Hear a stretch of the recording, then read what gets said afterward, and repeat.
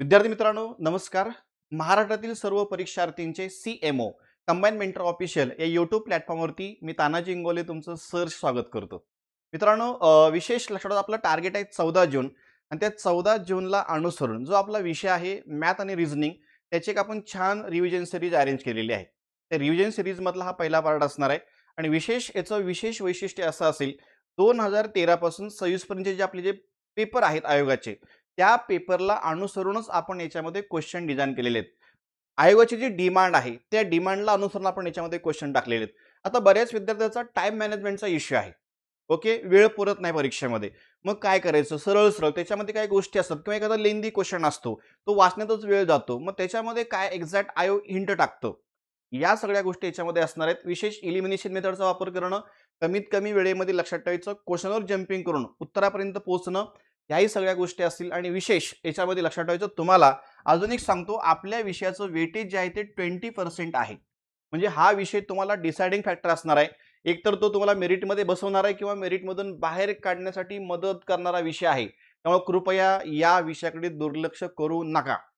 आगामी एक्झामसाठी हा विषय अजून तुम्हाला उपयुक्त असेल कारण याचं दिवसेंदिवस वेटेज वाढत चाललेलं आहे. ओके, चला जाऊया. आपला मेन लक्षात ठेवा टार्गेट. क्वेश्चन नंबर पहिला त्यांनी काय सांगितलेलं आहे सोडवा.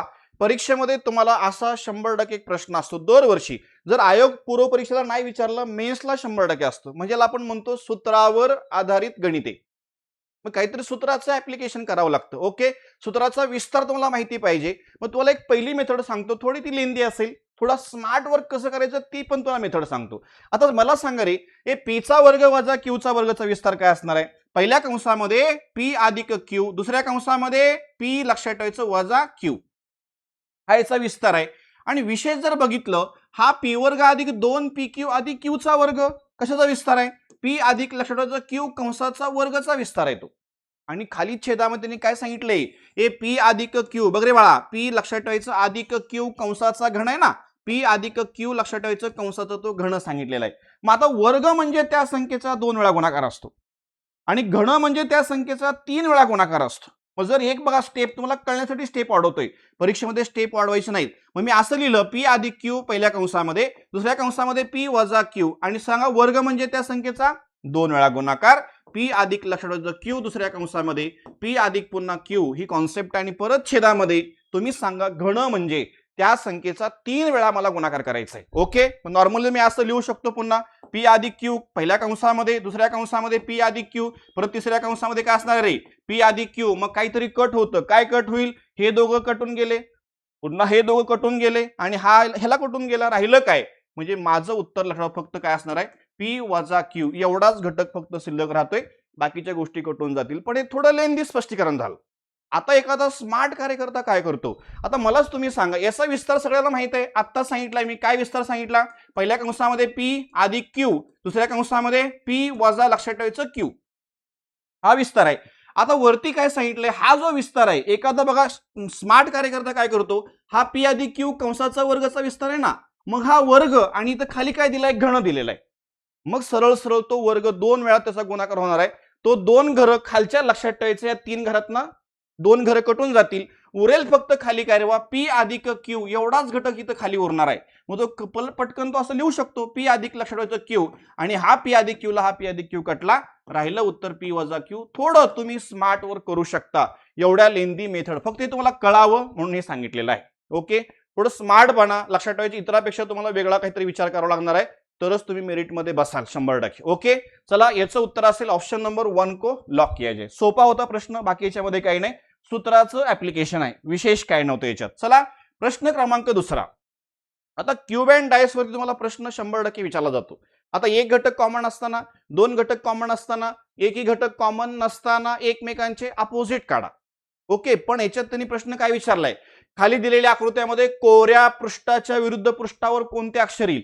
आता कोरा पृष्ठ कुठे आहे रे? जिथं काहीच नाही ना तिथं तो कोरा पृष्ठ आहे, लक्षात ठेवायचं. हा कोरा पृष्ठ आहे आणि याच्या अपोजिट काय येईल, कोणतं अक्षर येईल, त्यांनी असं विचारलेलं आहे. मग माझी ही प्रश्न आकृती आहे, बघ रे बाळा, लक्ष व्यवस्थित. ही माझी प्रश्न आकृती इतर आकृत्यांना टॅली करून घ्यायची असते.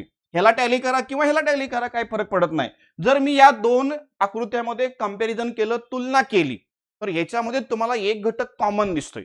मग एक घटक कॉमन कोणता दिसतोय? इथं पण क्यू दिसतोय, इथं पण क्यू दिसतोय. मग जेव्हा तुमचा एक घटक कॉमन असतो तेव्हा कॉमन घटकापासून क्लॉकवाईज फिरा. इथं लक्षात पहिला प्रकार येतो क्यूब अँड डाईस मधला. आता क्यूब अँड डाईसचं एखादा सेशन मी अरेंज करीन 100% सेपरेट. ओके, मग आता एक घटक कॉमन असताना कॉमन घटकापासून क्लॉकवाईज फिरा. आता सरळ क्यू नंतर काय रे बाळा, पी लिहू का इथं? परत पी नंतर काय असणार आहे? कोरा पृष्ठ. ही अशी मांडणी करून घेतली आपण आणि सरळ पुढे त्यांनी सांगितलेलं आहे इथं लक्षात ठेवायचं कॉमनच्या खाली पुन्हा कॉमन मला अरेंज करायचंय आणि इथून परत काय करायचंय? क्लॉकवाईज. क्यू नंतर टी आणि सरळ लक्षात ठेवायचं टी नंतर काय येणार आहे? आर येणार आहे. आणि हे बाळांनो दोघं एकमेकांचे कट्टर विरोधक असतात. मला माझ्या प्रश्नाचं उत्तर मिळालेलं आहे. कोऱ्या पृष्ठाच्या विरोधक कोण आहे? कोऱ्या पृष्ठाचं अपोजिट कोण आहे? तर माझं उत्तर असेल ऑप्शन नंबर, लक्षात ठेवायचं 2 इज राईट आन्सर. याच्यामध्ये तुम्हाला 3 प्रकारचे क्वेश्चन असतात. एक घटक कॉमन असताना, 2 घटक कॉमन असताना, एक घटक कॉमन नसताना एकमेकांचे अपोजिट काढणं. आणि विशेष आयोगाला अजून एक 4 प्रश्न आवडतात. कोणते? 3x3x3 चा ठोकळा, 4x4x4 चा ठोकळा, 5x5x5 चा ठोकळा, 3x4x5 चा ठोकळा. ह्याला बाहेरच्या बाजूला रंग द्यायचं आणि त्याच्यामध्ये पुन्हा सब क्वेश्चन. याचं एक छान आपण लक्षात ठेवायचं लेक्चर अरेंज करू युट्यूबला. डोंट वरी. मला इथं काय प्रश्न विचारला होता? सरळ सरळ कोऱ्या पृष्ठाच्या विरुद्ध काय असणार आहे? तर आर असणार आहे. ऑप्शन नंबर 2 को लॉक किया जाए. इथं लक्षात. चला, काही नाही विशेष, काही नाही, पट पट पट पट प्रश्नाचे उत्तर द्यायचं इथं विषय. आता जर एवढा मोठा लेंदी क्वेश्चन पोरग बघितलं, पोरग स्किप करायचा प्रयत्न करतं. पण आजपासून आयटी सरांची मेथड वापरायचे. आयटी म्हणजे आय म्हणजे इंगोले, टी म्हणजे तानाजी. इंगोले तानाजी सरांची मेथड काय सांगते? सरळ सरळ मी इथं डायरेक्ट क्वेश्चनवर जम्पिंग करणार आहे. प्रश्न वाचा, प्रश्न वाचायची सवय लावा. तुम्हाला काय सवय लावली? आखायची सवय लावलेली आहे. आखायचं नाही. लक्षात, आजपासून आखायचं नाही. आजपासून तुमच्या सगळ्या क्लासिफिकेशन मधला कुठलाही क्वेश्चन टाक व्हॉट्सअपला, मला त्याचं उत्तर मी 10 ते 15 सेकंदात देतो. डायरेक्ट क्वेश्चनवर जम्पिंग करा. काय प्रश्न विचारलाय? मला काय पाहिजे? निळे वेस्टर्न पाहिजे, निळं पाहिजे, लिहून घे साईडला थोडं. निळे पाहिजे, विशेष जुनं पाहिजे, कळतंय का रे? आणि विशेष लक्षात ठेवायचं अजून ते राजपत्र पाहिजे. या 3 कंडिशन आहेत. या 3 कंडिशन कोणत्या पर्यायाला टॅली होतात हे मला चेक करायचंय. समजते? आता बघा याच्यामध्ये विशेष काय. आता तुम्ही एक हे वाक्य वाचलं, नीट काळजीपूर्वक वाचा. पी आणि आर ही पुस्तके नवीन असून, पी आणि आर ही पुस्तके नवीन आहेत. मला काय पाहिजे बाळांनो? जुनं पाहिजे. मला प्रश्नामध्ये बघा जुनं विचारले, नवीन. मग आर कसला आहे? नवीन आहे. मग आर जर नवीन असेल, मला पाहिजे जुनं. इसको मारो गोली. पर्याय क्रमांक माझा 100% 2 कटणार आहे. याच्यामध्ये पण आर दिलेला आहे, कारण आर कसं आहे रे बाळा? नवीन आहे. मला काय पाहिजे? जुनं पाहिजे. इसको मारो गोली. म्हणजे 100% ह्या फक्त एका स्टेटमेंटमुळे हे 2 पर्याय आपले कटून जातात. आणि ह्या गोष्टी एक्झाम मध्ये आहेत. आयोगाची हीच डिमांड आहे, हे डोक्यात ठेवायचं. ओके. आणि विशेष लक्षात ठेवायचं अजून काय. आता याच्यामध्ये अजून एक वाक्य आहे. यम, बघ रे बाळा इथं दिलंय. यम लक्षात ठेवायचं. ओ आणि पी हे कायद्याचे अहवाल असून, कायदा, मला कायदा नको आहे, मला पाहिजे राजपत्र. प्रश्नामध्ये दिले ना राजपत्र. मग सरळ सरळ एम ओ पी कायदा. जर ओ कायदा असेल तर मला काय पाहिजे? राजपत्र पाहिजे. या ओ मुळे इसको मारो गोली. म्हणजे निश्चित खात्रीनं ऑप्शन नंबर 1 पण कटलाय, 2 पण कटलाय आणि 4 पण कटलाय. उरले काय मग? 3. विषय संपला. आयोगाला हीच डिमांड आहे. तुम्हाला आयोग त्रास देत नाही, हे डोक्यात ठेवा. प्रत्येक क्वेश्चन डिझाइन करताना तो क्वेश्चन तुम्हाला 30 सेकंद, 40 सेकंद, 50 सेकंद, हायेस्ट 1 मिनिटामध्ये सुटेल असाच क्वेश्चन आयोग डिझाइन करतं. हे लिहून ठेवा वाक्य. आलं लक्षात? फक्त त्या गोष्टी कमीत कमी वेळेमध्ये कसं सोडवायचं हे तुम्हाला क्वेश्चन अजून कळला नसेल. तिथपर्यंत तुम्ही पोहोचला नाही, तिथपर्यंत पोहोचा. विषय संपला. आउट ऑफ मार्क सुद्धा मिळतात. 19 मार्क, 18 मार्क, 20-20 सुद्धा पोरांनी लक्षात ठेवायचं मार्क घेतलेले आहेत. येतं लक्षात? याचं उत्तर आहे. विषय संपला. आखायचं नाही आजपासून, हे डोक्यात ठेवायचं. चला पुढे. ए 3चं उत्तर बिंदासले. ऑप्शन नंबर 3 को लॉक किया जाए. 2च फक्त वाक्य वाचले होते. ह्याला थोडा आयएमपी म्हणायचं. आताच्या लक्षात ठेवायचं 14 जूनच्या एक्झामसाठी हा क्वेश्चन थोडा प्रेडिक्शन असेल. 100% असा प्रश्न विचारला जाऊ शकतो. आता बघा, 2 संख्या ए आणि बी यांचा मसावी 3 असून लसावी 105 आहे आणि ए अधिक बी ची किंमत 36 असेल तर 1/a प्लस 1/b ची किंमत काय असणार आहे? हे बाळांनो सोपं आहे. आता सांगा, एक सूत्र आहे, तुम्हाला आठवतंय का? पहिली संख्या गुणले दुसरी संख्या बरोबर लसावी गुणले मसावी. येतात चौथी मध्ये शिकलोय आपण. मग पहिली संख्या कोणती आहे? ए गुणले दुसरी संख्या बी आहे. आणि सरळ लक्षात ठेवायचं लसावी गुणले मसावी म्हणजे 3 गुणले जर मी 105 केलं तर मला एक असं समीकरण मिळालं. AB ची किंमत मिळाली. AB ची किंमत किती मिळाली? 3 गुणले 105 मिळाली ना. ह्याला थोडं बॉक्स करून ठेवा. आणि अजून एक त्यांनी मला अजून सोपं करून दिलेलं आहे. ते म्हणतात A अधिक B ची किंमत किती घ्या म्हणतायत रे?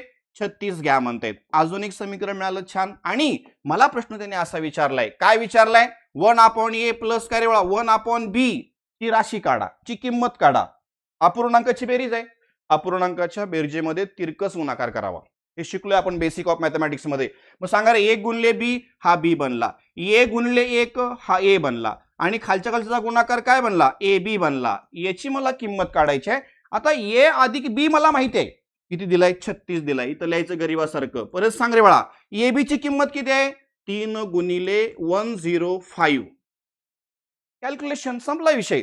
3 न भाग द्या 3 एके 3 परत 3 एके 3 3 दोन्ही 6 परत 3 ने भाग द्या 3 चोक 12 3 त्रिक 9 3 5 15 आहे का पर्यायामध्ये 4 छेदामध्ये 35 को लॉक किया जाए ऑप्शन नंबर 4.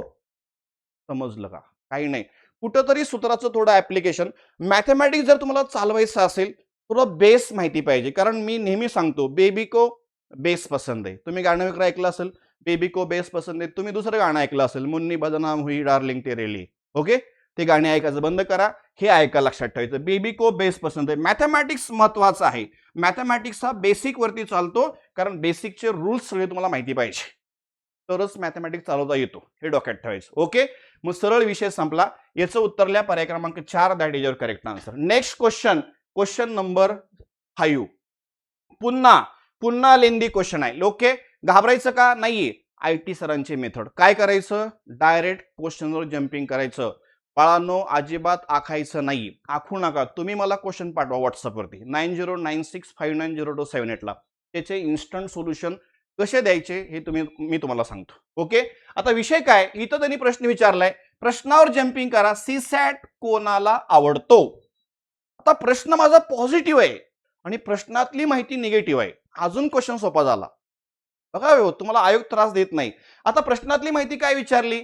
आवडत नाही आवडत नाही आवडत नाही वगैरे वगैरे वगैरे. आणि प्रश्न काय? पॉझिटिव्ह विचारलाय. घाबरायचं का? अजिबात नाही घाबरायचं. कसं? आता सीसॅट कुठं कुठं दिसतंय तेवढंच फक्त अंडरलाईन कर. बाकी काय अंडरलाईन करू नको. लक्षात ठेवायचं. तेवढेच फक्त स्टेटमेंट वाच. पहिलं स्टेटमेंट आहे P आणि Q ला सीसॅट आणि इतिहास आवडत नाही. आता इतिहास सीसॅट आणि इतिहास आवडत नाही म्हणते. सीसॅट आवडत नाही म्हणते. सीसॅट जर आवडत नसेल तर नापास होणार आहे 100%. कारण क्वालिफाईंग जरी सब्जेक्ट असला मित्रांनो त्या फक्त केवळ सीसॅट मुळे पोरं बाहेर पडलेले आहेत जे राज्यसेवा वगैरे तयारी करतात. आता 31 ला आपली एक्झाम आहे. ओके त्यामुळे बघा थोडं व्यवस्थित सीसॅट कडे दुर्लक्ष करू नका. ओके चला काय अडचण नाही. P आणि Q ला सीसॅट आवडत नाही म्हणते. म्हणजे P ला सीसॅट आवडत नाही Q ला सीसॅट आवडत नाही. माझा प्रश्न काय आहे? कोणाला आवडतो? समजते का? येते का लक्षात? चला पुढे. अजून एक वाक्य आहे इथं सोपं. P आणि S ला राज्यघटना आणि सीसॅट आवडत नाही. म्हणजे P ला ऑलरेडी मी कट मारलाय पण S ला पण म्हणतोय सीसॅट नाही आवडत. नापास होते. चला हा पण पर्याय कटला. राहिलं काय? जर 3 पर्याय कटले उरले काय? R सीसॅट कोणाला आवडतो? तर उत्तर आहे R that is your correct answer. आखायचं का? अजिबात नाही. जुन्या मेथड बंद करा. Upgrade yourself. स्वतःला लक्षात अपडेट करा तरच तुम्ही मेरिटमध्ये बसाल. तुमच्यापेक्षा बेटर कोणतरी मार्केटमध्ये तयार आहे हे लक्षात ठेवा. माझा रिझल्ट आजपर्यंत काय येत नाही कारण मी मॅथ रिजनला दुर्लक्ष केले. दुर्लक्ष करू नका. डायरेक्ट रिझल्ट तुम्हाला दुर्लक्ष करून टाकतो. कारण 20% ज्या विषयाचं वेटेज असेल त्याला तुम्ही कसं काय दुर्लक्ष करू शकता. समजते? आणि सोपा आहे. तुम्ही त्या विषयाकडे तुमचा बघण्याचा दृष्टिकोन सोपा ठेवा. जगातली प्रत्येक गोष्ट आपली होऊ शकते. मिळवायचा प्रयत्न करणं गरजेचं आहे. येतं लक्षात? चला पुढं. 5चं उत्तर कसं लिहायचं मग? असं असं आणि असं. चला आता बघा पुन्हा विषय प्रश्न क्रमांक 6. पुढील राशी सोडवा, पुढील पदावली सोडवा, पुढील समीकरण सोडवा अशी तुम्हाला परीक्षेमध्ये प्रश्न विचारले जातात. ओके इक्वेशन सोडवा. असलं काय दिसलं विचित्र पुन्हा समजून जायचं. सूत्राचं ऍप्लिकेशन आहे. तू जर असं सोडवत बसला बेल वाजेल. टांग टांग टांग टांग. लक्षात ठेवा डिपॉझिट जप्त होईल तिकडच. अजिबात इक्वेशन न सोडवायचं नाही. काहीतरी याच्यामध्ये लक्षात सूत्र आहेत. सूत्र आहेत म्हणजे काय? बघ रे बाळा जर समजा ह्याला मी A मानला. आता हे आणि हे वेगळं आहे का? सारखंच आहे की. ह्याला पण A माना. ह्याला जर समजा मी B मानला हे पण काय रे बाळा Bच आहे. मग एक समीकरण बनलं, काय बनलं? ए अधिक बी कंसाचा वर्ग वजा दुसऱ्या कंसामध्ये ए वजा बी कंसाचा वर्ग, असं एक समीकरण बनलं. आणि याचा विस्तार आहे 4ab.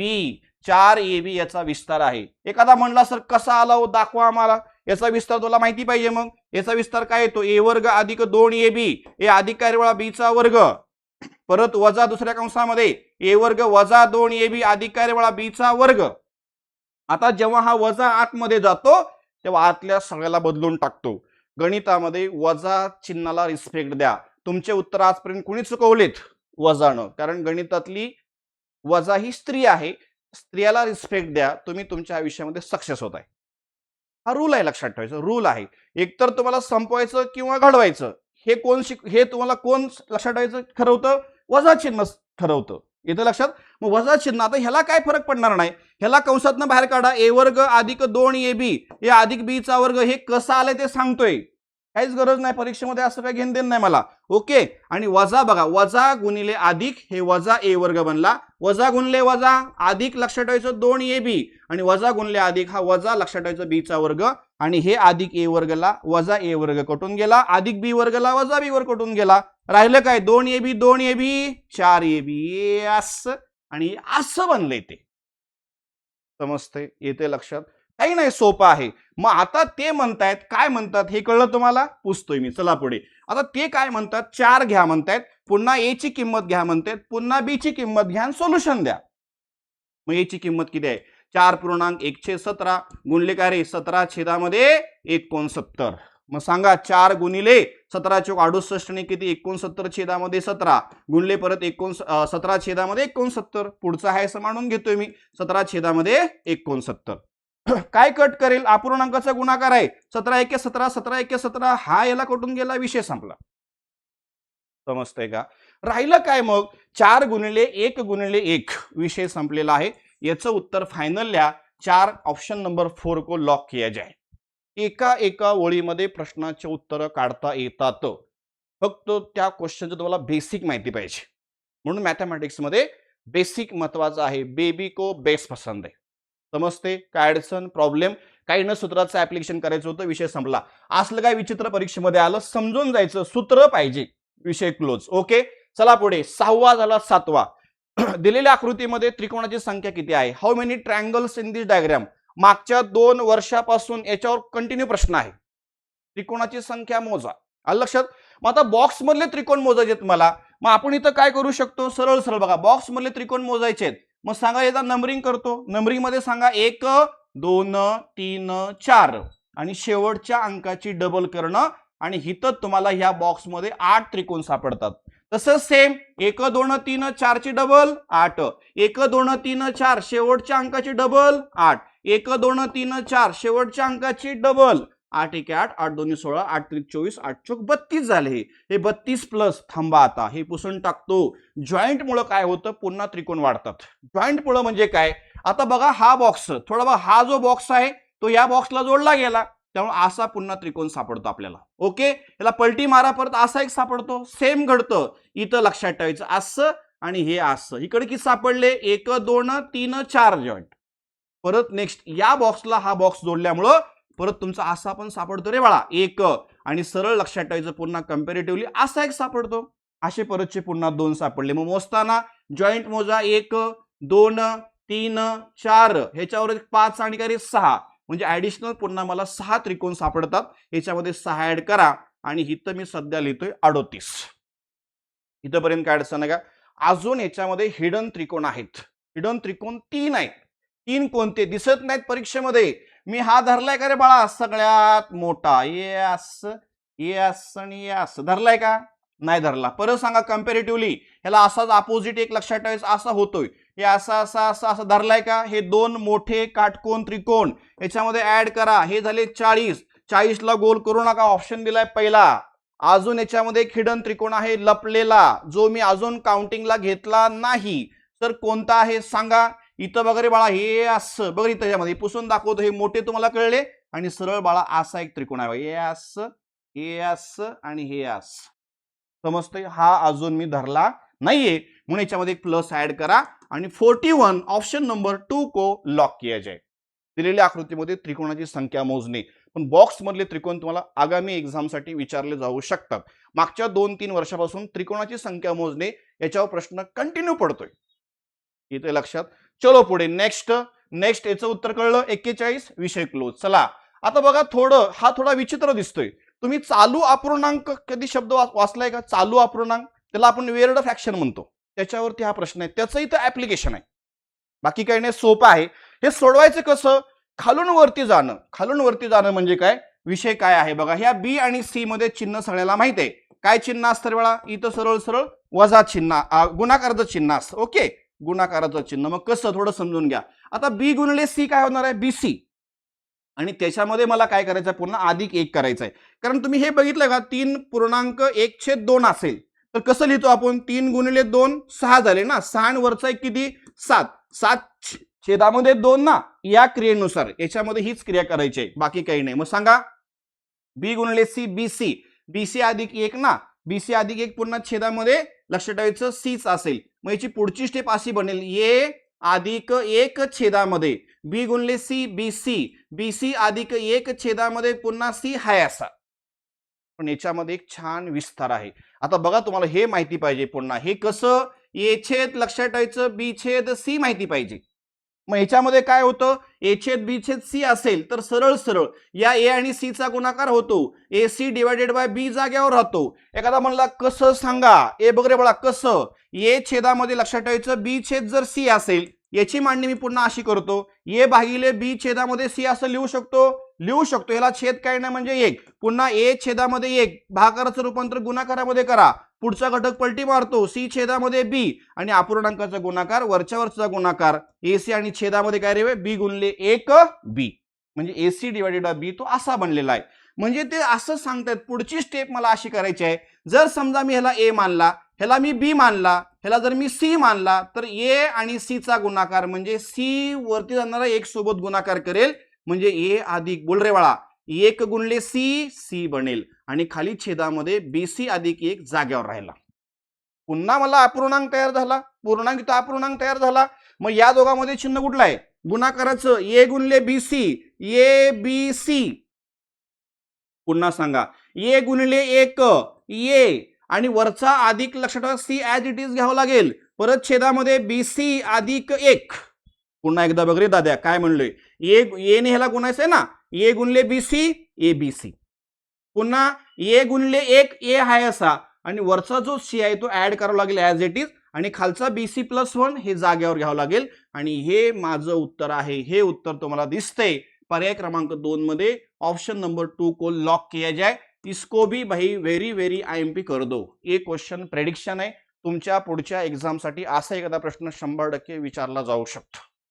मित्रांनो, सगळं सोपं आहे. तुम्हाला मी सांगितलंय, फक्त त्या गोष्टीकडे तुमचा बघण्याचा दृष्टिकोन सोपा ठेवा. जगातली आता तुम्हाला भीती त्या विषयाची काय आहे? तुम्ही तिथपर्यंत पोहोचला नाही. तुम्ही फर्स्ट टाइम मुंबईला चाललाय, मग भीती आहे ना, कुठं जायचंय, कुठं तिकीट काढायचंय, काय करायचंय माहित नाही एक्झॅक्ट. पण तुम्ही एकदा दोनदा जाऊन आला मुंबईला, विचारायची गरज नाही लोकांना. आपण डायरेक्ट जाऊ शकतो. म्हणजेच काय, तुम्हाला 2चा पाढा पाठ नसेल तर 2च्या पाढ्याची भीती आहे, पण 2चा पाढा पाठ असेल तर विषय संपला. ही कॉन्सेप्ट आहे याच्यामध्ये. ओके, समजून घ्या. बाकी काही नाही, सगळ्या गोष्टी माहीत करून घ्या. ह्या सगळ्या म्हणजे स्टडीची व्याख्या तीच आहे माझी. स्टडी म्हणजे काय, अभ्यास म्हणजे काय, माहीत नसलेल्या गोष्टी माहीत करून घेणं, दॅट इज स्टडी. सिंपल आहे. तुम्हाला 2चा पाढा पाठ झाला ना, थांबू नका, 3 कडे चला, वाढवा नॉलेज. लक्षात ठेवा, के ची कमतरता आहे. के मीन्स नॉट अ कॅटरीना. के म्हणजे नॉलेजची कमतरता आहे. त्यामुळं माझा आजपर्यंत रिझल्ट आला नाही. मी कुठं कुठं कमी पडतो, कोणकोणत्या विषयामध्ये कमी पडतो, हे मला काढायचं शोधून आणि त्याच्यावर मला फक्त काम करायचं आणि त्याच्यामधला मला के वाढवायचा आहे. के मीन्स नॉलेज. येते का लक्षात? समजते?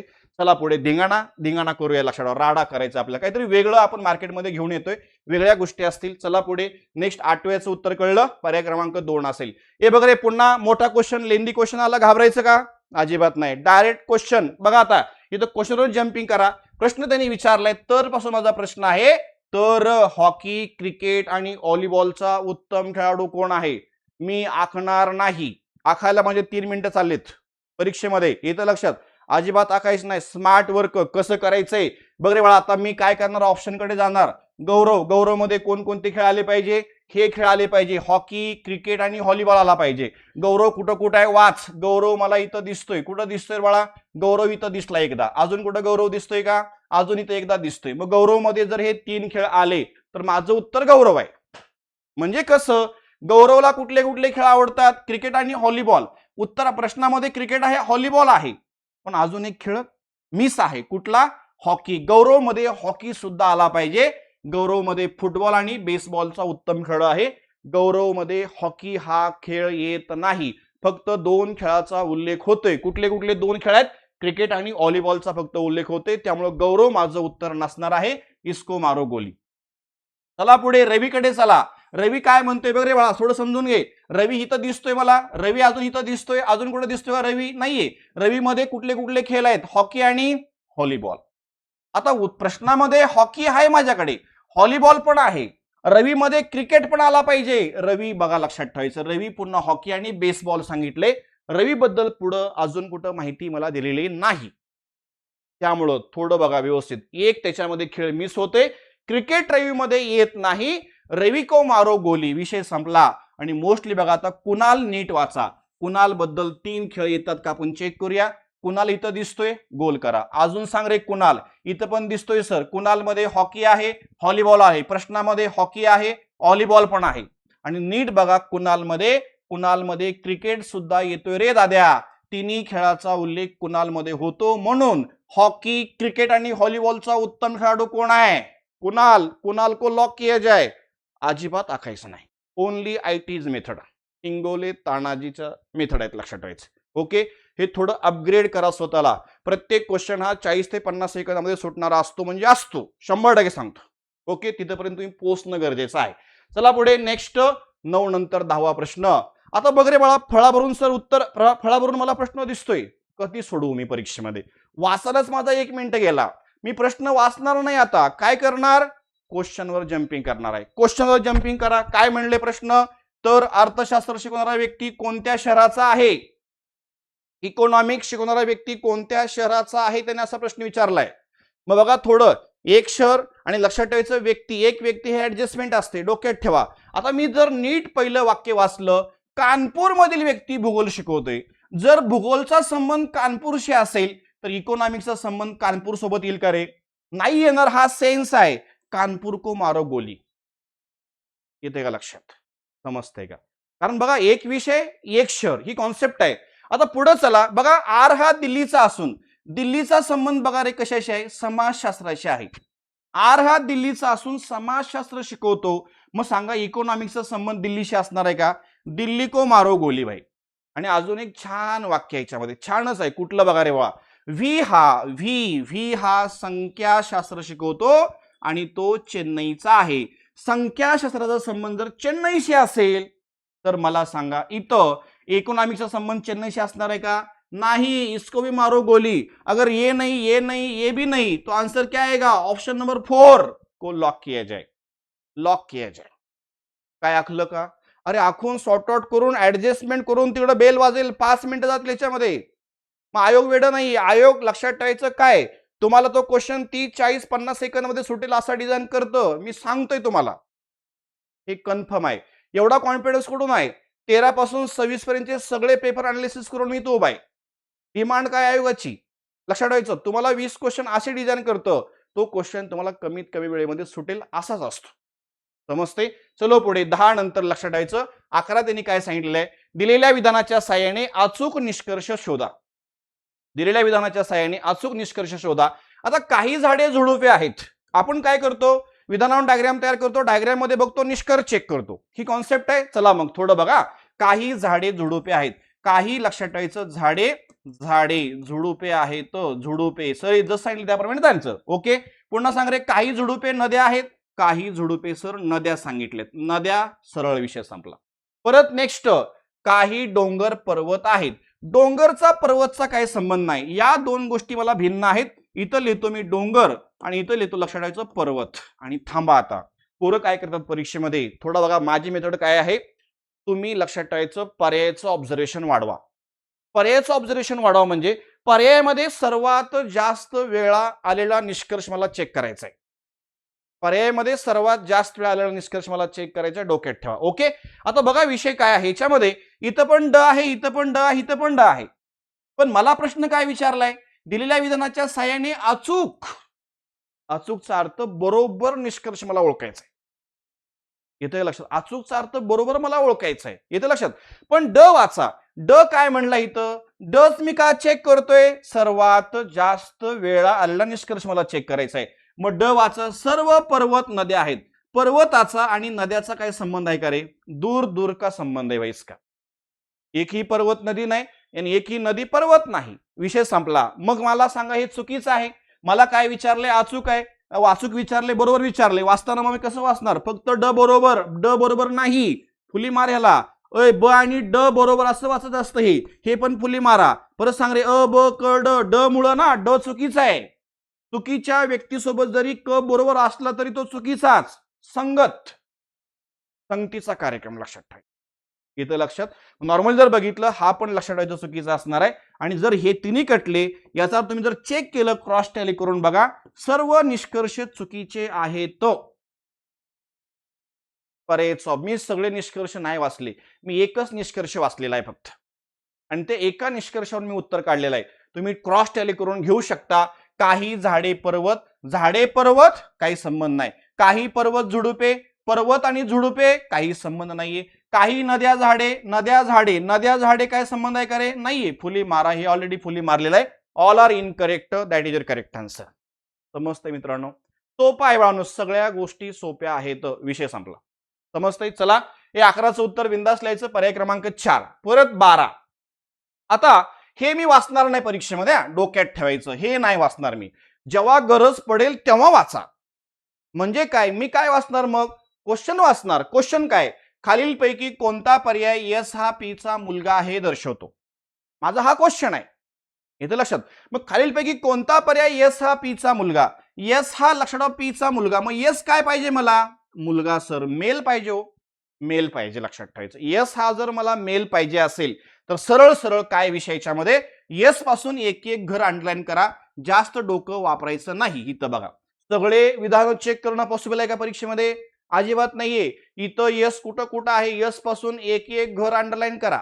मग सांग रे बाळा, इथं सरळ सरळ यस पासून एक घर अंडरलाईन, यस पासून एक घर अंडरलाईन, आणि तेवढंच वाचायचं. यस वजा टी म्हणजे यम वजा यांचा अर्थ यम ही यांची बहीण आहे. यस ही टी ची बहीण. बहीण म्हणजे काय असते? ही फिमेल आहे. यस फिमेल आहे. मला यस काय पाहिजे रे? मेल पाहिजे.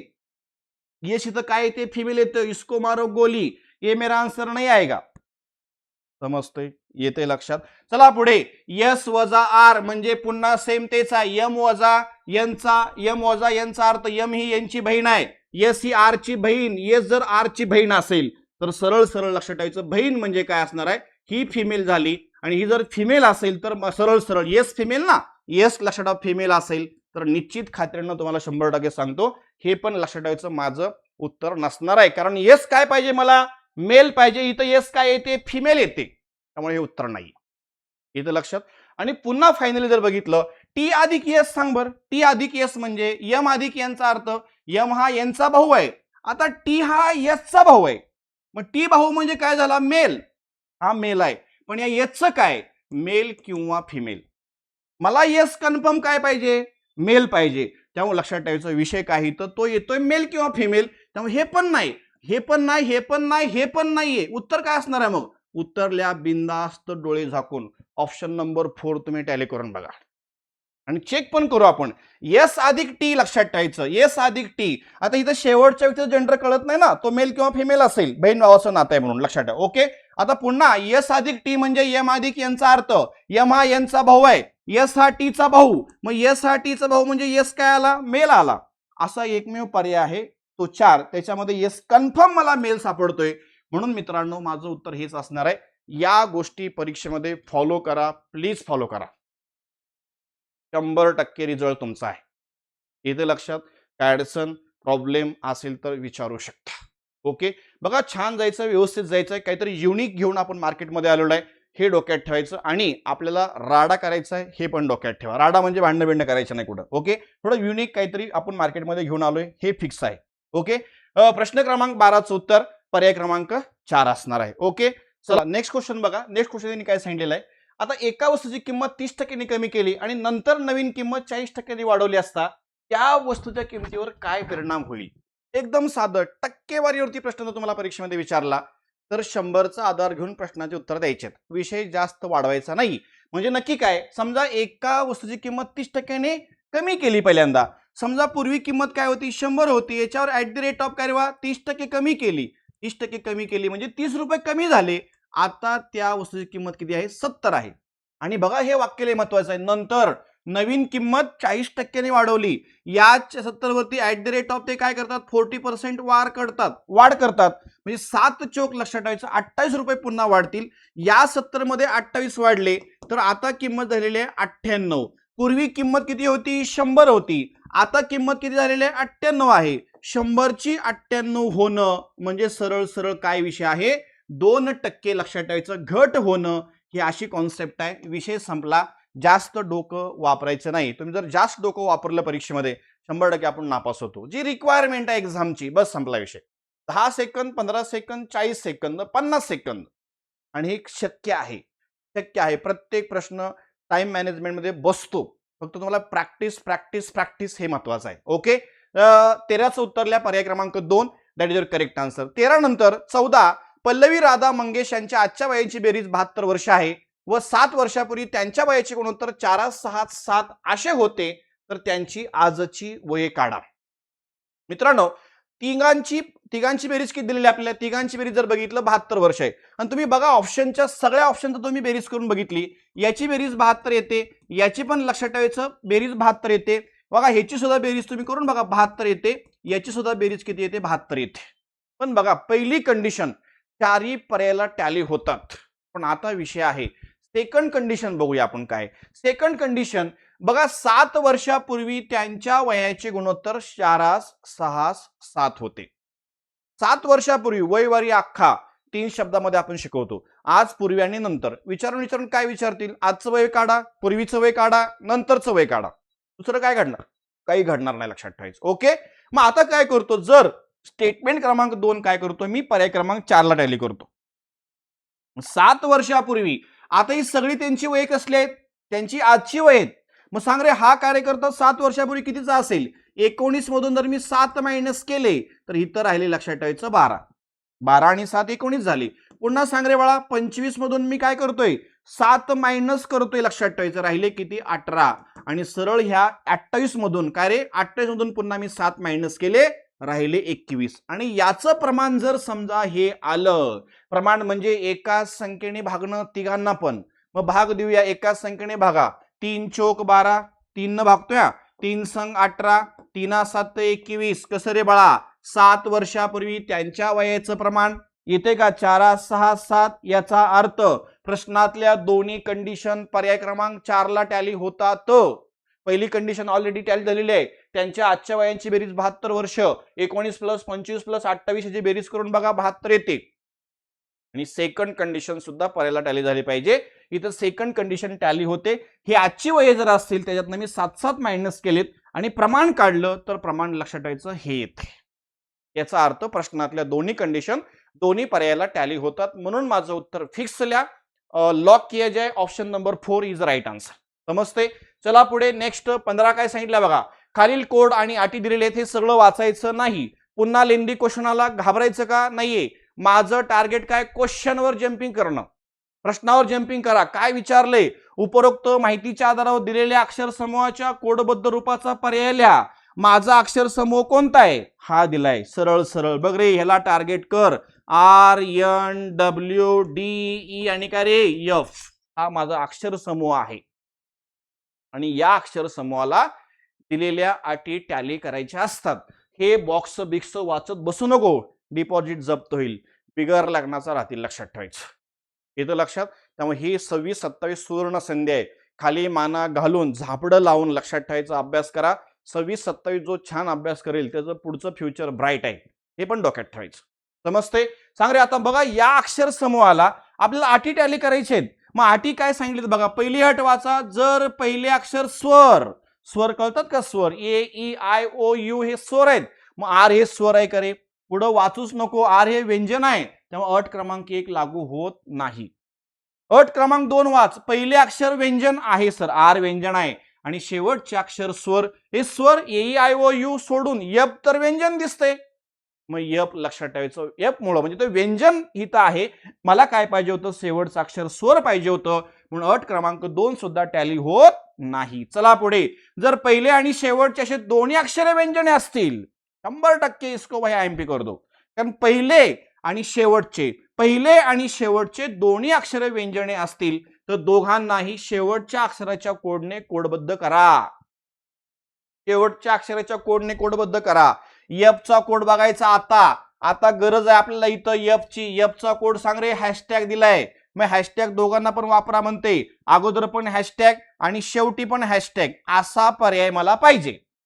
अगोदर पण हॅशटॅग, शेवटी पण हॅशटॅग असा पर्याय कुठं आहे? इथं मास्तर 9 दिलाय हो, 9 मुळे फुली मारा. इथं हॅशटॅग दिलाय, इथं पण हॅशटॅग पाहिजे होता, 9 दिलाय शेवटी. हे पण माझं उत्तर नाहीये. इथं सांग हॅशटॅग आहे, इथं पण हॅशटॅग आहे, इथं पण हॅशटॅग आहे. याचा अर्थ सरळ सरळ एक तर माझं उत्तर 2 आहे, नाहीतर उत्तर 4 आहे. मग आता काय करायचं, बाकीचे आतले code as it is tally करायचे असतात. मग सांगा एनचा कोड बघायचा. एनचा कोड @ आहे. मग सरळ सरळ बघ रे बाळा, इथं पाहिजे @ आणि इथं काय घेतलंय, 3 घेतलंय. हॅशटॅग नंतर 3 घेतलंय. मला पाहिजे @ त्यामुळे 4 को मारो गोली. भाई मेरा आंसर खत्म हो गया. Option number 2. 10 ते 15 सेकंद. अटी वाचा. त्या अटी अक्षर समूहाला किंवा त्या प्रतीक समूहाला टॅली करा. विषय संपला. पोरग घाबरतो, अर काय करू, एवढा मोठा क्वेश्चन नाही अजिबात. मग प्रॅक्टिस मेक्स मॅन परफेक्ट. अगोदर तुमचं प्रिपरेशन प्रॉपर पाहिजे. येते का लक्षात? तयारीनं जा. लढायला जायचं आपल्याला, मग आपली शस्त्र घासूनच जायची. हे डोक्यात ठेवायचे. ओके, चला पुढे. क्वेश्चन नंबर 15चं उत्तर लिहा बिंदास. ऑप्शन नंबर 2 को लॉक किया जाए. आगामी संसदीय निवडणुकासाठी हा आयोगाचा लय आवडता क्वेश्चन आहे. काय म्हणले, WXYZ या 4 राजकीय पक्षांनी संयुक्त उमेदवार उभा करण्याचे ठरवले. बहुतांश पक्षांना मान्य असलेल्या उमेदवारांना स्वीकारण्याच्या सूत्रावर सहमती झाली आणि ABCD या 4 इच्छुक उमेदवारांनी तिकिटासाठी पक्षाकडे संपर्क केलाय. ठीक आहे, काय अडचण नाही. पण प्रश्न काय माझा, याच्यामध्ये तिकीट कोणाला मिळाले, हा माझा प्रश्न आहे. मी सांगितलंय मगाशी क्वेश्चनवर जम्पिंग करा. पण तुमचा इथं सेन्स काय पाहिजे रे, 4 राजकीय पक्षापैकी या 4ही राजकीय पक्षांनी लक्षात ठेवायचं कोणत्या उमेदवाराला मतदान केलेलं आहे ते मला उत्तर सांगायचंय.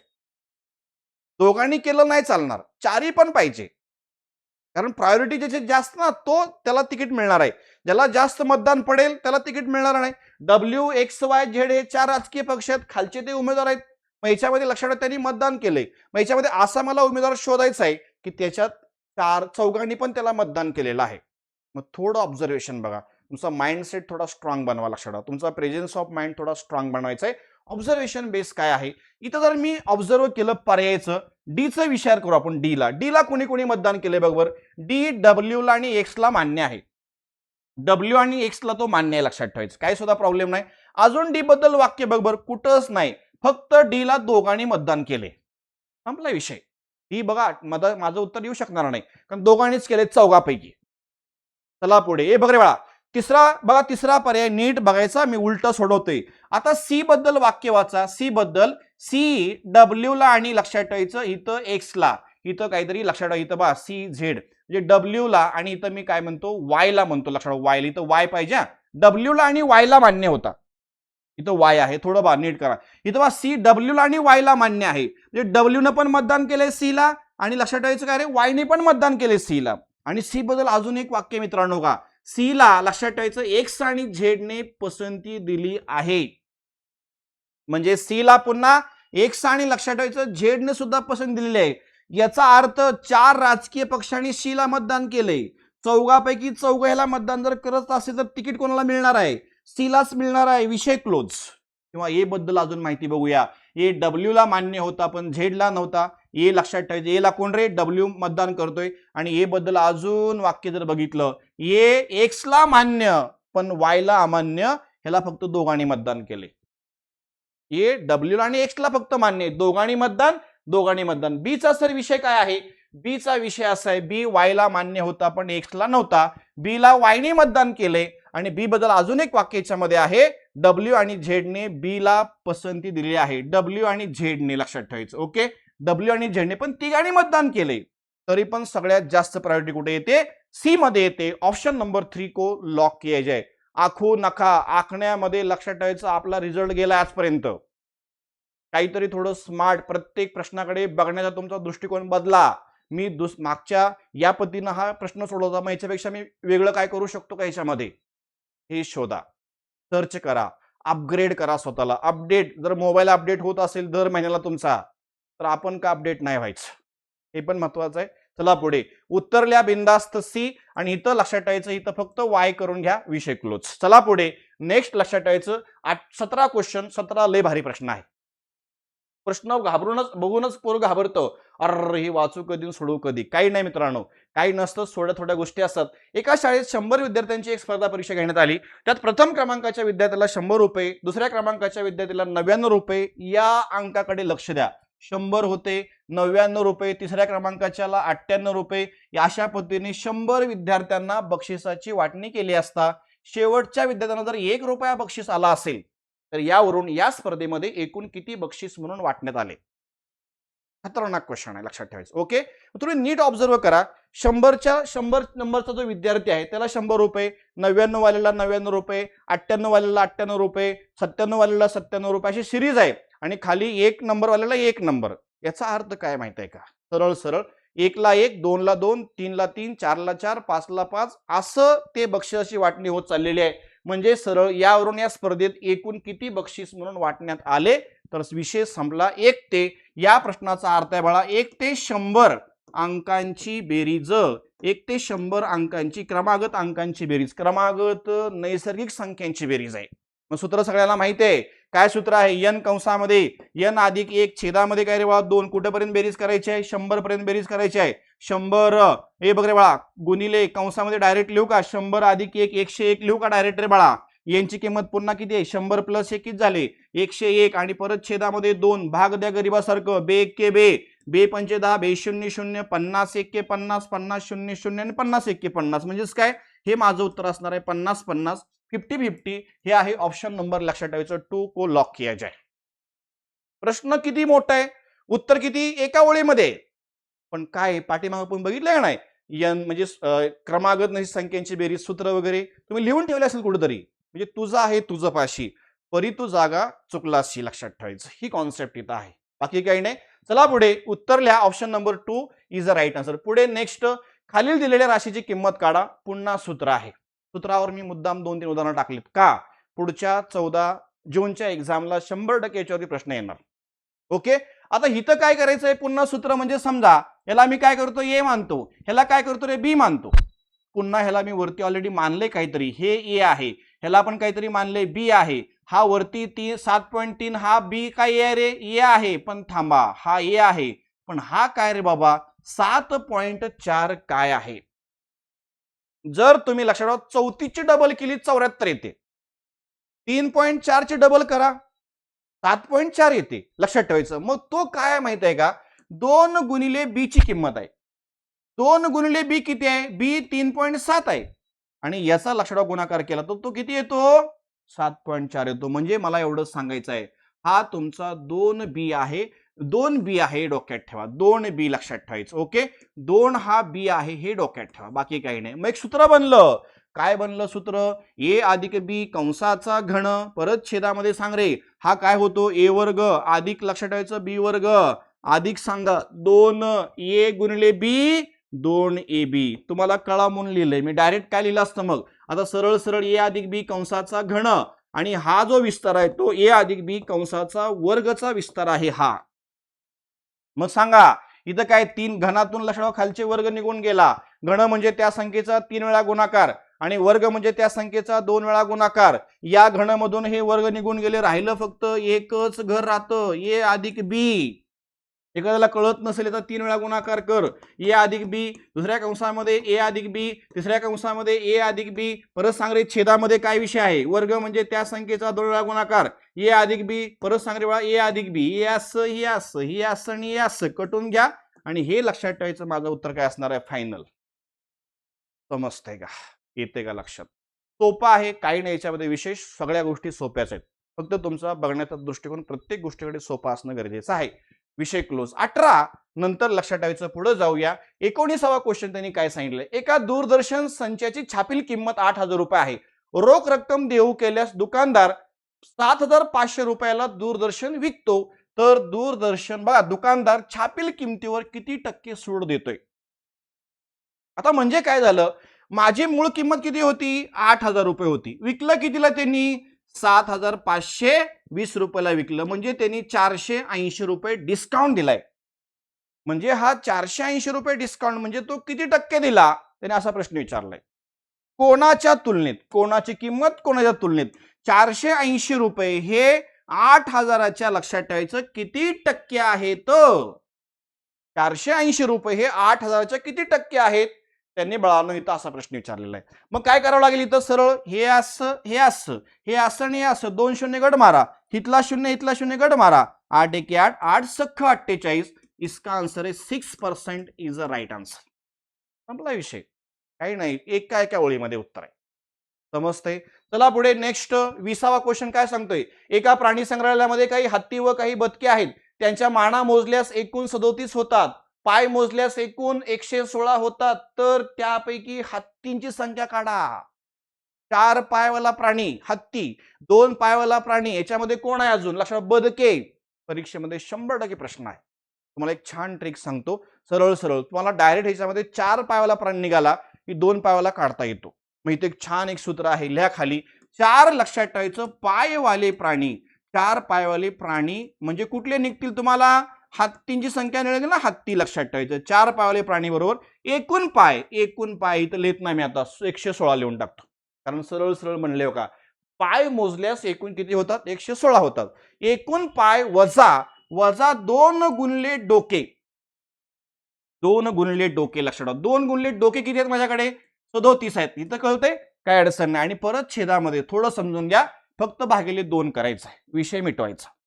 एकूण पाय वजा 2 गुणले डोके छेदामध्ये 2. मग याचं कॅल्क्युलेशन करूया. 116 वजा 37 चे डबल किती येते 60 74 लिहू का. 7 2 14 74 आणि परत छेदामध्ये हा 2. म्हणजे सरळ 116 मधून जर 74 आपण मायनस केले तर इसका आंसर काय आएगा 116 वजा 74 2. आणि सरळ पुन्हा लक्षात 11तून तुमचे हे तर किती गेले 4 गेले 7 4 किती रे 4 आणि 7 11 होतात. विषय संपला. म्हणजे 42 राहतील. आणि ह्या 42 ला जर मी 2 ने भाग दिला तर माझं उत्तर काय असणार आहे 21. 21 हे काय असणार आहेत हत्ती असणार आहेत. त्यांनी तोच प्रश्न विचारलाय. हत्तींची संख्या काढा.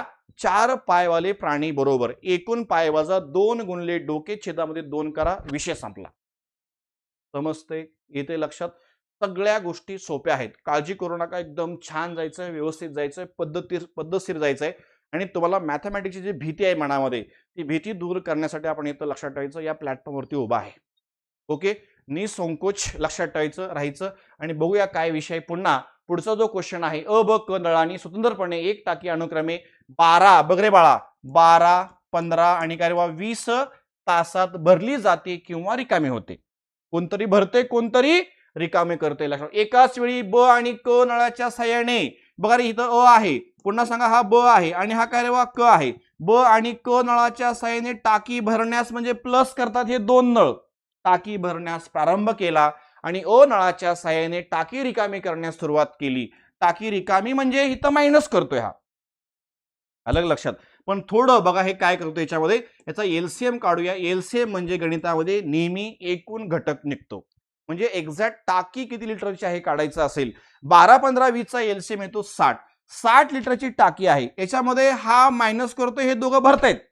मग सांगा 60 लिटरची टाकी ए नळाच्या साह्याने जर आपल्याला रिकामी करायची असेल तर लक्षात पर आवर्स एका तासामध्ये ए नळ त्या टाकीतनं किती लिटर पाणी बाहेर टाकतोय 12 पंचे 60. या 60 ला 12 ने भागा. लक्षात ठेवायचं 12 पंचे 60 म्हणजे एका तासामध्ये तो 5 लिटर टाकीतनं पाणी बाहेर काढायचा प्रयत्न करतोय. पुन्हा सांगा हे दोघं भरतायत. 60 लिटरची टाकी बी नळाच्या साह्याने भरायला 15 तास लागत असतील तर बी नळ एका तासामध्ये त्या टाकीमध्ये किती लिटर पाणी टाकतोय 15 चोक 60 हा भरतोय. हा पण भरतोय. लक्षात ठेवायचं एका तासामध्ये 20 त्रिक 60 ना 3 लिटर टाकतोय. मग ऍक्च्युअल सांगा एका तासामध्ये काय घडलं. एका तासामध्ये काय घडलं हे दोघं भरतायत. 4 आणि 3 7 झाले आणि त्याच एका तासामध्ये हा 5 लिटर मायनस करतोय. लक्षात ठेवायचं म्हणजे ऍक्च्युअली एका तासामध्ये फक्त त्या टाकीमध्ये 2 लिटर पाणी पडते आणि त्यांनी प्रश्न काय विचारलेला आहे तर किती तासांनी टाकी पूर्ण भरलेल्या स्थितीमध्ये असेल.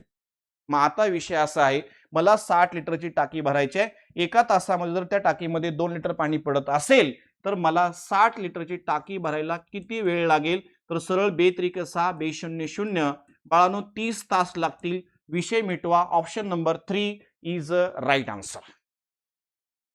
समजतंय इथे लक्षात सगळं सोपं आहे. सगळ्या गोष्टी सोप्या आहेत. पट पट कॅल्क्युलेशन कॅल्क्युलेशन विषय संपला. ओके चला पुढे नेक्स्ट लक्षात जाऊया. Question number 22. असलं काय दिसलं अर म्हणणार आहे काय करू आता काही नाही. असलं काय दिसलं उलट सोडवा रिव्हर्स सोडवा. उलट सोडवा म्हणजे काय 49 वर्गमूळ काढा. किती रे बाळा 7. हे 7 मला पुढे काय करायचे ऍड करायचे. 29 मध्ये 7 जर मी ऍड केले बनले 36. 36 वर्गमूळ काढा 6 आणि हे 6 पुन्हा मला 19 मध्ये ऍड करायचे. 19 मध्ये जेव्हा मी 6 ऍड करतो तेव्हा बनतं 25. 25 ची वर्गमूळ किती रे बाळा 5 आणि 5 लक्षात ठेवा पुन्हा मी या 11 मध्ये ऍड करतो तेव्हा बनले ते 16. 16चं वर्गमूळ येतं 4 आणि हा 4 पुन्हा मी जेव्हा 5 मध्ये ऍड करतो तेव्हा कर्णी चिन्हामध्ये 5 अधिक 4 म्हणजेच कर्णी चिन्हामध्ये 9 म्हणजेच काय रे बा 3 ये असं आणि हे असं ऑप्शन नंबर 1 को लॉक किया जाए. समजते का इथे उलट सोडवा आहे. उलटे सोडवा बाकी काही नाही. ओके आणि विशेष लक्षात तुम्हाला सूचना आहे. सूचना म्हणजे काय पुढचा क्वेश्चन मी घेणारच आहे काय अडचण नाही. आणि बघा तुम्हाला अशा काही हटक्या ट्रिक्ससह एकदम व्यवस्थित कमीत कमी वेळेमध्ये प्रश्नाच्या उत्तरापर्यंत कसं जायचं यासाठी आपण एक छान बॅच रेकॉर्ड केलेली आहे. ती बॅच तुम्हाला सरळ सरळ प्ले स्टोअरला जायचंय. प्ले स्टोअरला जाऊन तानाजी इंगोले लक्षात ठेवायचं मॅथ्स अँड रिझनिंग एवढं फक्त टाईप करा. आपल्या ऍपचं नाव मिळेल आणि त्या ऍपमध्ये लक्षात ठेवा आपल्या बॅचेस आहेत. मित्रांनो बॅचेस अगदी माफक फी मध्ये आहेत. तुमचा एक वेळचं जेवण एक वेळचा नाश्ता एवढ्या रुपयामध्ये आपण बॅचेस उपलब्ध करून दिले आहेत. प्ले स्टोअरला जाऊन हे ऍप डाउनलोड करायचं आहे आणि काही शंका असतील क्वेरीज असतील तर माझा नंबर आहे 9096590278ला एनी टाइम तुम्ही कॉल करू शकता. No objection. Okay app download करायला विसरायचं नाही. ओके सेल्फ स्टडी करताना जर तुम्हाला वैयक्तिक प्रॉब्लेम आला तर त्या प्रॉब्लेमचा त्या प्रश्नाचा फोटो काढा आणि या नंबरला मला व्हॉट्सअप करा. No objection. सोडून द्यायची जबाबदारी ती माझी असेल. समजते. जायचंय पुढे. क्वेश्चन बघा हा पुढचा आहे हे डोक्यात ठेवायचं नेहमी लक्षात ठेवा हे थोडं. ओके ऍप तुमचं डाउनलोड करून घ्या बाकी फायदा होईल 100%. चला पुढे. आता जर एका वर्तुळात विशाल कंसाचे माप हे त्याच्या लघु कंसाच्या मापाच्या 5 पटीपेक्षा 48 ने अधिक आहे तर त्या विशाल कंसाचे माप किती. हे प्रश्न सोपा आहे. त्यांनी प्रश्न इथं काय विचारलाय लघु कंसाच्या मापाच्या 5 पटीपेक्षा 48 ना अधिक आहे कोण विशाल कंस.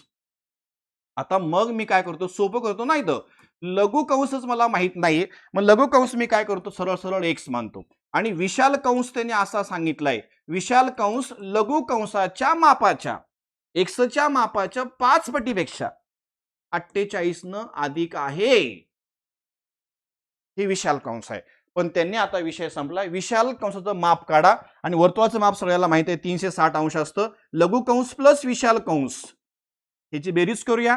1 अधिक 5 1 अधिक 48 बरोबर काय रे बा 360. संपूर्ण वर्तुळाचं माप किती असतं 360 अंश असतं. आणि परत लक्षात ठेवायचं कॅल्क्युलेशन हे 6x झाले.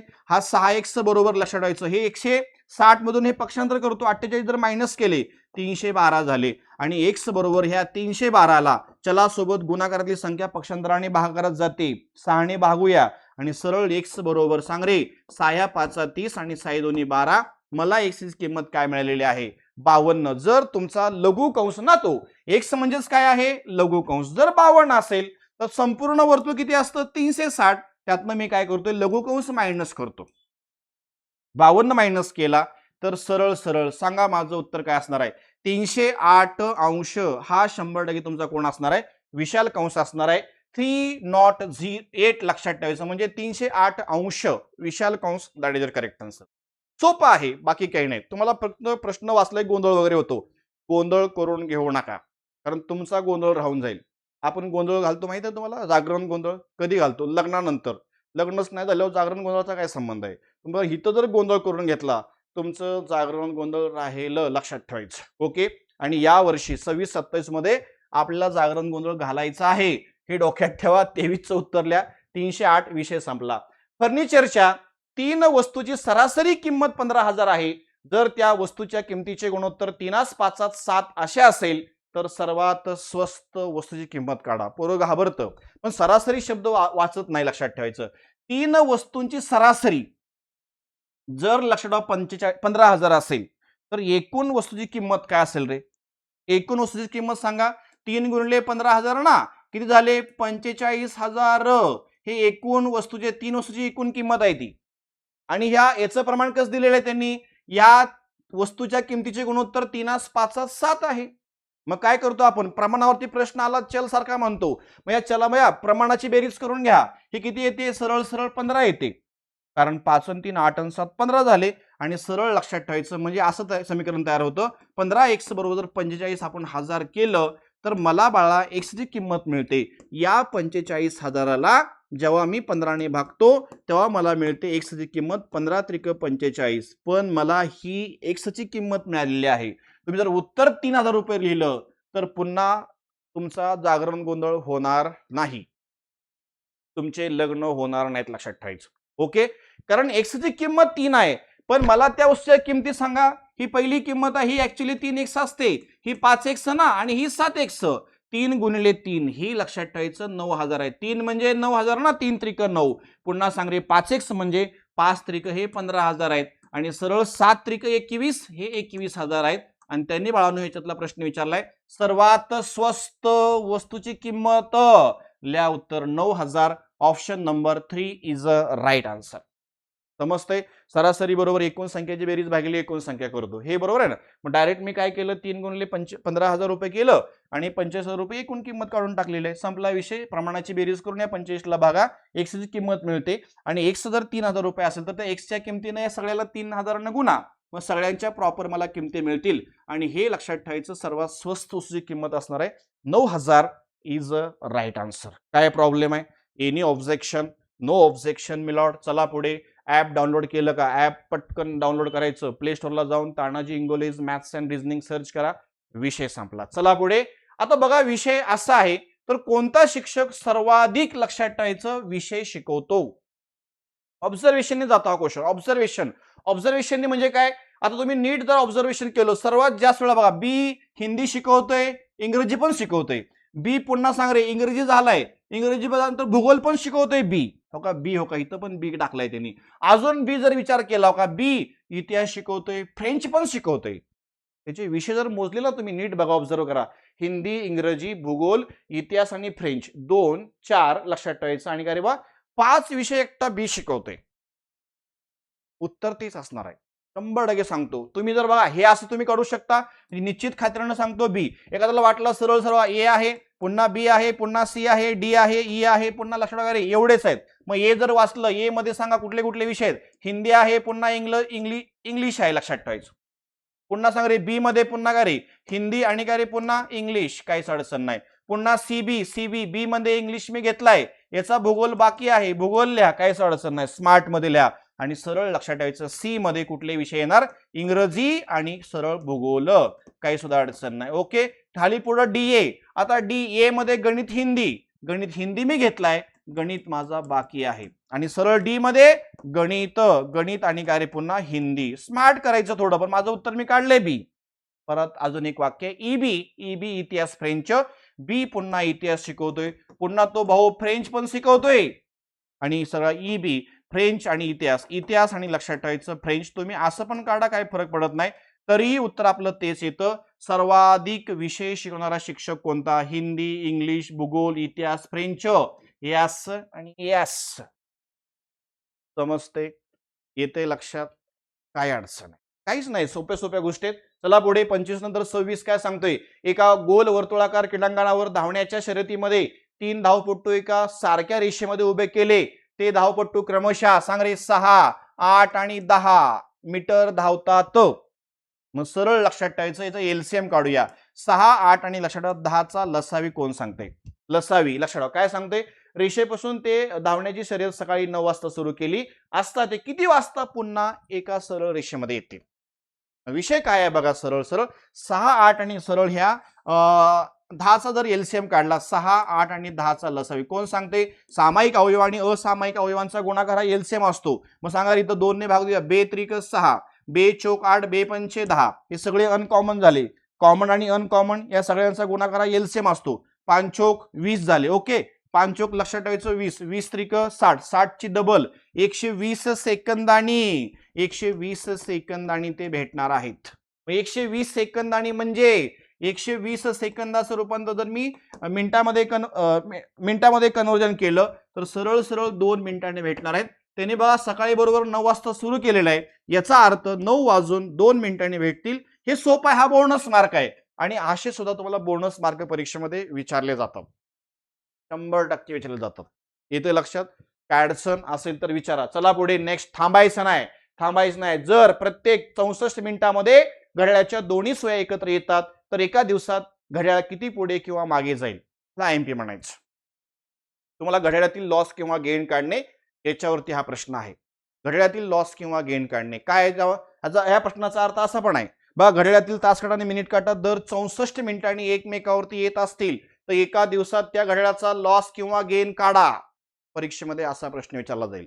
पहिला सूत्र आहे बाळांनो, ह्याला थोडं, या प्रश्नाला थोडं नाही लय आयएमपी म्हणा. लॉस किंवा गेन काढणे जर असा परीक्षेमध्ये प्रश्न आला तर लॉस किंवा गेन काढायचं एक सूत्र आहे. छान, काय सूत्र आहे? 720 छेदामध्ये लक्षात ठेवायचं 11 वजा यम पहिल्या कंसामध्ये, दुसऱ्या कंसामध्ये 24 गुणिले 60 छेदामध्ये लक्षात ठेवायचं, फक्त यम करायचं आहे. आणि तर यम म्हणजे मिनिटे आहेत. मिनिटचे सांगा इथे किती 64 मिनिटे. मला यमची किंमत किती आहे याच्यामध्ये? 64 आहे. आणि ही यमची किंमत इथं टाका आणि सोल्युशन द्या. जर याचं उत्तर प्लस मध्ये आलं तर तो आपला प्रॉफिट असतो, आणि जर उत्तरेचं मायनस मध्ये आलं तर तो आपला काय असतो? लॉस असतो. मग सांगा 720 छेदामध्ये 11 वजा 64 याला छेदामध्ये काही नाही म्हणजे 1. 64 कुठून घेतला? यमची किंमत आहे. दुसऱ्या कंसामध्ये सांग रे 24 गुणिले 60 छेदामध्ये पुन्हा 64. याचं कॅल्क्युलेशन करूया. अपूर्णांकाची वजाबाकी 720 एके 720 वजा 11 चोक 44, 7 आले 4, 11 सक 66 आणि 4 किती झाले? 70. आणि पुन्हा खालच्या गुणाकार 11 एके 11. हा कंस पुन्हा मी असाच ठेवतो. दुसऱ्या कंसातल्या पण क्रिया मी अशाच ठेवतो कारण भाग जाण्यासाठी वगैरे आपल्याला मदत होती. ओके, आणि सरळ जर बघितलं ह्या 720 मधून 704 घालवा, उत्तर येतं फक्त 16. फक्त 16. 16 छेदामध्ये बोला 11. आणि या दोन कंसामध्ये चिन्ह कुठलं आहे? काही नाही म्हणजे गुणाकाराचं आहे. चला पुढे. 24 गुणिले 60 छेदामध्ये सांग रे बाळा 64. आणि आता भाग जातो का? 16 एके 16, 16 चौक 64, 4 एके 4, 4 सक 24, 6 गुणिले 60, 6 6 36, 360 छेदामध्ये 11. आणि 11 त्रिक 33, बाकी राहिली 3 झाले 30, 11 दोन्ही 22, बाकी राहिली 8 छेदामध्ये 11 मिनिटांनी. पण माझं उत्तर कसं आलं? हे प्लस मध्ये आलेलं आहे. प्लस मध्ये म्हणजे सरळ सरळ पुढे 32.8 छेदामध्ये 11 पुढे म्हणजे प्रॉफिट मध्ये असेल तो. विषय संपला. हे आहे या प्रश्नाचं उत्तर. इसको भाई आयएमपी कर दो. 100% तुम्हाला येणार. आणि ज्या प्रश्नाचे उत्तर तुम्हाला जमत नाही, हा कुठेतरी रिपीट झालाय तुम्हाला सरळ सरळ यूपीएससीला किंवा कुठेतरी एमपीच्या सीसेटच्या पेपरमध्ये हा प्रश्न विचारलेला आहे. म्हणजे क्वेश्चन रिपीट होतात तुम्हाला 100%. हा तुमच्या पुन्हा 14 जून साठी प्रेडिक्शन क्वेश्चन असणार आहे. हा थोडा नोट डाऊन करून ठेवा. घड्याळातील लॉस किंवा गेन काढणे. ओके, चला पुढे नेक्स्ट. 28 दिलेल्या आकृतीमध्ये एबीसीडी मध्ये किती चौरस आहेत? How many square in this diagram? दिलेल्या आकृतीमध्ये चौरसची संख्या मोजायला सांगितले. मग सांगा चौरस मोजणे. नंबरिंग करतो. 1 2 3 4 आडवी नंबरिंग. पुन्हा सांग रे उभी नंबरिंग 1 2 3 4. आणि चौरस तिरकस गुणाकार 4 ची जोडी 4 ला. इथं कधीच आता चुकून लागली, कधी कधी लागत नाही. इकडे घर जास्त असतात, इकडे घर कमी असतात, म्हणून शेवटून पहिलं घर, खालून शेवटून पहिलं घर, अशा जोड्या लावा. 3 जोडी 3 ला लावा आणि 2 जोडी 2 ला लावा. आणि शिल्लक अंकापैकी सर्वात मोठा अंक गुणाकार करून आलेल्या उत्तराच्या बेरजेमध्ये ऍड करायचा असतो. 4 गुणिले 4 किती रे बाळा? हे 16 झाले. पुन्हा 3 गुणिले 3, 3 त्रिक 9, 2 गुणिले 2 4. आणि हा जो एक आहे ना तो शिल्लक अंक, ह्याला जोडी नाही ना, जोडी. शिल्लक अंकापैकी सर्वात मोठा अंक गुणाकार करून आलेल्या उत्तराच्या बेरजेमध्ये मी ऍड करतोय. मग याचं उत्तर असणार आहे हे 10 14 14 आणि लक्षात ठेवायचं 16 होतात 30. 30 चौरस आहेत. How many square in this diagram? तर उत्तर लिहा 30 इज द राईट आन्सर. समजते का? येते का लक्षात? सोपं आहे बाळांनो, सगळ्या गोष्टी सोप्या आहेत, काही नव्हते याच्यामध्ये. नेक्स्ट, खालील विधानाचा अभ्यास करून योग्य निष्कर्ष ओळखा. सर्व द्राक्षे संत्री आहेत. ज्याला सर्व शब्द लागला तो आतमध्ये. सर्व द्राक्षे सांग रे बाळा. संत्री आहेत, संत्री आहेत. चला पुढे. सर्व संत्री आंबे आहेत. सर्व संत्री बघ रे बाळा, आंबे आहेत, काहीच प्रॉब्लेम नाही. काही संत्री सफरचंद आहेत. बघा नीट आता, सर्व द्राक्षे संत्री झाले, सर्व संत्री आंबे झाले, काही संत्री सफरचंद, काही संत्री. ज्या दोन घटकामध्ये संबंध सांगितलाय तेवढाच मला विचार करायचा आहे. काही संत्री सफरचंद, काहीच अडचण नाही, डायग्राम आपण तयार करून घेतलेली आहे. मग आता थोडं नीट मगाचाच आपला पॅटर्न राबवायचा आहे. इथं काय करतोय मी, इथं प्रश्न वाचा. खालील विधानाचा अभ्यास करून योग्य निष्कर्ष मला ओळखायचा आहे, सत्य निष्कर्ष मला ओळखायचा आहे. मग मी पर्यायाचं ऑब्झर्वेशन करतो. पर्यायामध्ये सर्वात जास्त वेळा कोणता निष्कर्ष आहे? इथं पण सर 2 दिसतोय, इथं पण मला 2 दिसतोय, इथं पण मला 2 दिसतोय. मी डायरेक्ट 2 वाचणार. काय म्हणते? काही आंबे सफरचंद आहेत. आंबे आणि सफरचंद बघ रे बाळा, इथं सरळ सरळ बघा. काही आंबे सफरचंद होत आहेत का? 100% होत आहेत बघा, होत आहेत, काही सुद्धा प्रॉब्लेम नाही. म्हणजे हे उत्तर येऊ शकतं माझं. हे बरोबर म्हणते ना, हे पण बरोबर म्हणते, लक्षात ठेवायचं. आणि परत लक्षात ठेवायचं सरळ सरळ हा पण बरोबर दिलेला आहे. बरं एक चेक करूया. काही द्राक्षे आंबे, काही द्राक्षे, बघा लक्षात ठेवायचं, काही द्राक्षे आंबे आहेत. आता नियमानं जर मी चेक केलं याच्यामध्ये, काही द्राक्षे लक्षात ठेवायचं आंबे आहेत, तर सरळ सरळ इथं आता एमपीसी थोडा पॅटर्न बदललेला आहे. म्हणजेच बघा, काही आंबे द्राक्षे म्हणजे सरळ सरळ मी बाहेरून आतमध्ये आलो, किंवा बा आता नियमानं जर बघितलं सर्व द्राक्षे आंबे आहेत, सर्व द्राक्षे आंबे आहेत. मला तुम्हाला थोडक्यात सांगायचं आहे, इथं जर मी ए घेतला, इथं जर मी बी घेतला, तर सरळ सरळ सर्व ए बी आहेत, काही बी ए आहेत, काही बी ए नाहीत. पण आता थोडं एमपीसी बदललेले आहे. हा यातला काही लक्षात ठेवायचं ए सुद्धा बी होऊ शकतो. कारण का, ह्या बी मधला एवढा सुद्धा भाग लक्षात, हे ए मधला एवढा सुद्धा भाग कोणाचा आहे? तो बीच आहे. कारण ह्या ए वरती पूर्ण कब्जा कोणाचा आहे? बीच आहे. त्यामुळे हे सुद्धा वाक्य तुम्ही सत्य माना. काही द्राक्षे आंबे आहेत का? तर खात्रीनं 100% हे सुद्धा बरोबर आहे. 1 आणि 2 बरोबर, खात्रीनं बरोबर येतात. तिसरं चेक करूया. सर्व द्राक्षे सफरचंद, द्राक्ष आणि सफरचंद जर आपण इथं विचार केला, याचा संबंध नाहीये, दूर के रिश्तेदार आहेत. मग सरळ सरळ हे चुकीचं आहे. म्हणून उत्तरल्या 1 आणि 2 ऑप्शन नंबर 1 को लॉक किया जाए. उत्तर हे पर्याय क्रमांक 1 असणार आहे. समजते? येते लक्षात? 29चं उत्तर पर्याय क्रमांक 1. 30 बघा, 3 मीटर, 5 मीटर आणि का रे 10 सेंटीमीटर हे एकत्र आहे. 12 मीटर आणि 90 सेंटीमीटर अशी लांबी असलेले कापडाचे 3 तुकडे अचूक मोजण्यासाठी जास्तीत जास्त मोठ्या मापाची मोजपट्टी किती लांबीची असायला हवी? एलसीएम असलं काय आलं, 100% जायचं एलसीएम वरती. मग सांगा काय विषय आहे? 3 मीटर. पण थांबा व्यवस्थित, आता हे काय घटक सेंटीमीटर मध्ये आहे, गणितामध्ये तोच फंडा आहे. जर एकेके समान नसतील तर ते समान करून घ्यावे. अलग लक्षात. मग थोडं काय करू, एक तर सगळं मोठं करा, एक तर सगळं छोटं करा. पण गणितामध्ये मोस्टली छोटं करायचं असतं. मग सांग रे, 1 मीटर म्हणजे किती असतात? 100 सेंटीमीटर. मग 3 मीटर म्हणजे किती सेंटीमीटर? 300 सेंटीमीटर. पुन्हा सांगा, 5 मीटर म्हणजे 500 सेंटीमीटर आणि वरचे किती आहेत? 10 सेंटीमीटर. हे 510 सेंटीमीटर. आणि अजून एक महत्वाची गोष्ट आहे, 12 मीटर म्हणजे 1200 सेंटीमीटर आणि वरचे 90. इथं लिहून टाकतो 1290. हे सगळं काय केलं? सारखं करून घेतलं. आणि याच्यात त्यांनी प्रश्न विचारलाय, मोठ्यात मोठी म्हणजे मला काढायचंय मसावी. जास्तीत जास्त, मोठ्यात मोठी, कमाल लांबीची असा पण शब्द आहे वापरत. म्हणजे याचा अर्थ काढायचा मसावी, मसावी काढायचा. मग सांगा याच्यामध्ये काय विषय? इतर भाग द्यायचा प्रयत्न केला, 30 ने भाग जातो, 30 ने भाग देऊया, हा शून्य कटला, म्हणजे सरळ 30 एके 30.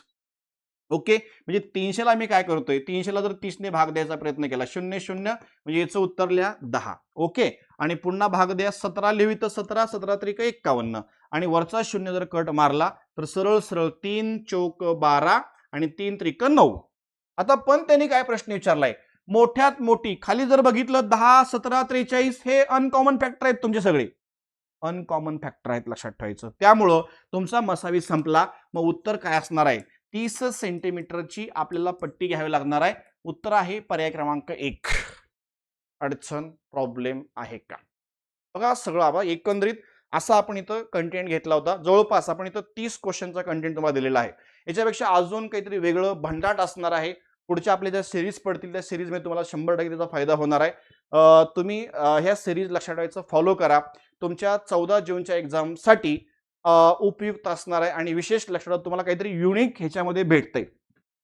तुमचे कोण अजून मित्र-मैत्रिणी असतील त्यांना ही सीरीज थोडी शेअर करा आणि विशेष लक्षात WhatsApp स्टेटसला वगैरे टाका आणि आपलं प्ले स्टोअरला जाऊन Tanaji Ingole's maths and reasoning academy हे ॲप डाउनलोड करायला विसरायचं नाही. आणि विशेष तुमच्या कमेंट मला पाहिजे. काय रिस्पॉन्स आहे म्हणजे काय तुमची अजून रिक्वायरमेंट आहे? अजून तुम्हाला काय पाहिजे? लक्षात ठेवा त्या थोड्या कमेंट मला करू शकता आणि मग आता आपण या सेशनमध्ये इथंच थांबतोय. रिव्हिजन सीरीज मधला पाठ क्रमांक हा 1 होता आणि पुन्हा रिव्हिजन सीरीज मधला पाठ क्रमांक आपण 2 घेतोय. आता इथंच थांबूया. Thank you very much.